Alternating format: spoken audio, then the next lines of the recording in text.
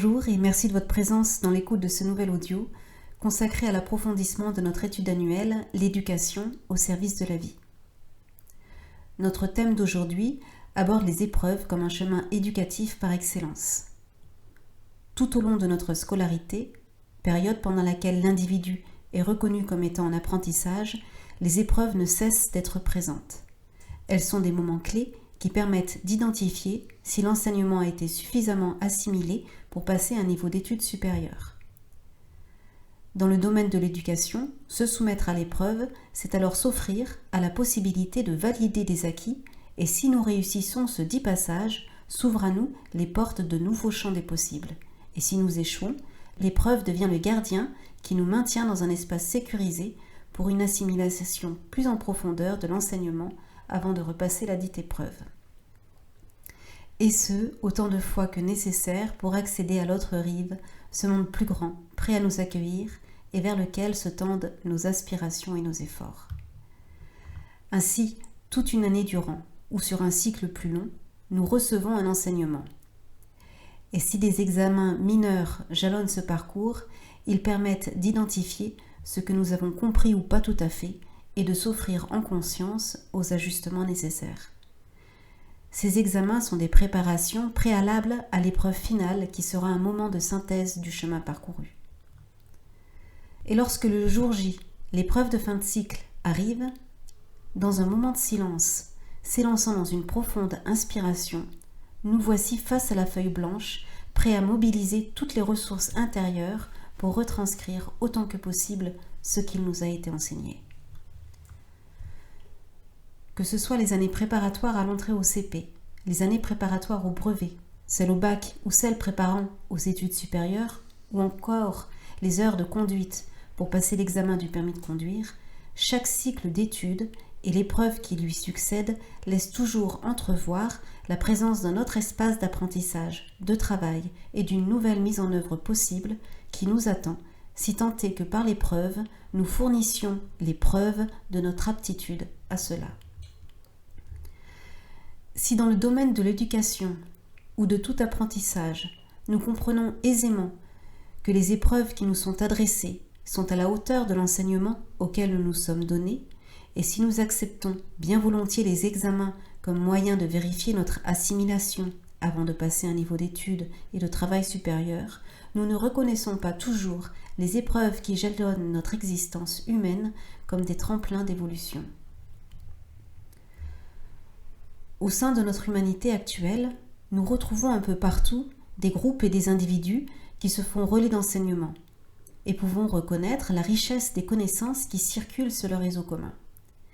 Mais ce dont nous sommes moins conscients, c'est que la connaissance d'un enseignement nous engage à vivre en conformité avec, car celui-ci ne prend tout son sens que lorsque nous sommes en mesure de le relayer, et si nous avons pour cela l'épreuve orale, nous avons également l'épreuve écrite. En langage symbolique, cela nous parle de la nécessité de vivre ce que nous savons. Ainsi, une épreuve est l'opportunité de transformer en action ce qui nous est connu et que nous cautionnons intellectuellement afin que chacune de nos cellules l'assimile de façon vivante et que transparaisse sur le réseau la valeur de ce qui nous a été enseigné. L'énergie de l'espace infini confère à l'humanité son essentialité sur Terre. Cet organisme évoluant, afin de répondre de sa raison d'être, abrite actuellement simultanément 4 niveaux de conscience, qui à terme se fonderont en une synthèse fluide. L'humanité sera alors tel un phare radiant, la gloire de l'unité manifestée. Chaque passage d'un état de conscience d'une multitude de cellules à un autre se fait par l'épreuve du conflit. Ainsi, aujourd'hui, une partie de l'humanité vit l'épreuve de l'émancipation d'une autorité extérieure et par vagues successives rejoint les rives de l'affirmation de soi en tant qu'individu autocentré. Mais l'humanité est en marche, et sa conscience ne saurait s'arrêter à une étape du chemin. Des milliers de cellules humaines, initiées au principe d'interdépendance, apprennent à s'ouvrir aux autres, à l'autre, et traversent l'épreuve du décentrage, tout en étant guidées par des cellules humaines qui sont un noyau central irradiant le but de l'évolution de l'humanité, auquel, en tant qu'âme, nous avons choisi de concourir en nous incarnant sur Terre. Ainsi, nous voyons que l'évolution est une grande chaîne d'union et à chaque étape du chemin, nous sommes inspirés par des êtres un peu plus avancés que nous le sommes. Que cela soit au niveau global ou particulier, quand s'abat l'édifice sur lequel reposait notre existence, quand nous semblons dépossédés de tout ce à quoi nous attachions de l'importance, l'action de la transformation qu'impose la nécessité d'être est action de renaissance qui pousse à mourir à tout ce que nous avions connu jusque-là. L'épreuve nous met en face de nos attachements et la souffrance en face de l'effort auquel s'offrir pour répondre de l'évolution qui nous incombe. Dans notre langage populaire, l'épreuve est redoutée.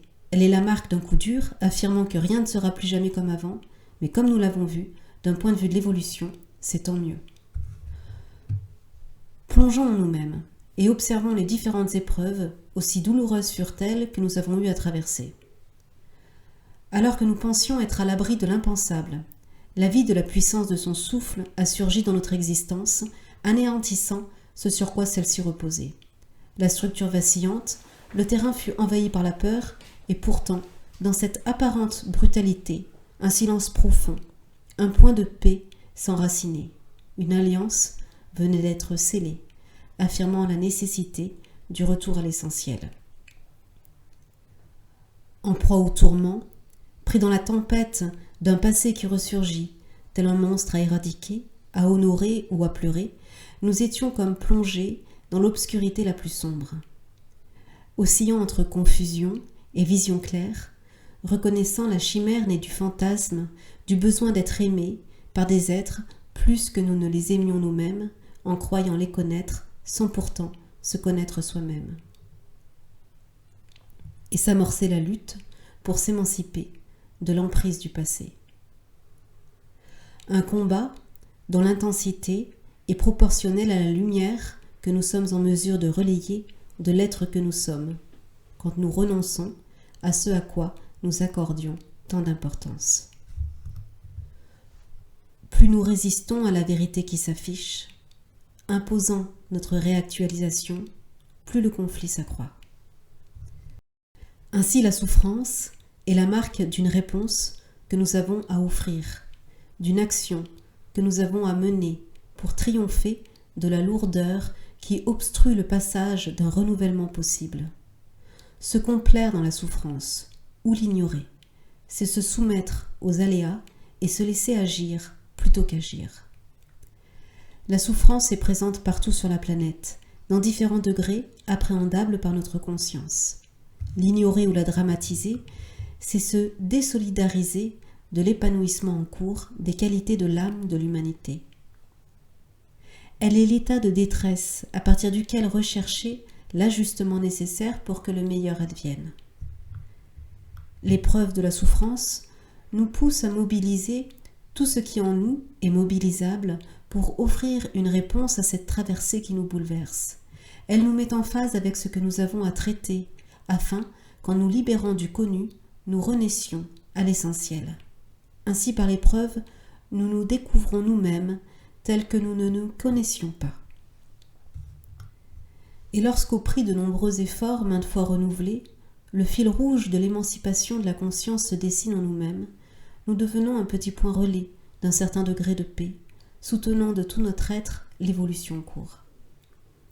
La réponse que nous pouvons offrir aux problèmes que nous reconnaissons dans le monde n'est alors pas un savoir, une compréhension intellectuelle ou un sentimentalisme débordant, mais un état de présence à ce qui est, un état d'être qui laisse transparaître, autant que possible, ce que nous sommes en mesure de rayonner de la source commune des solutions.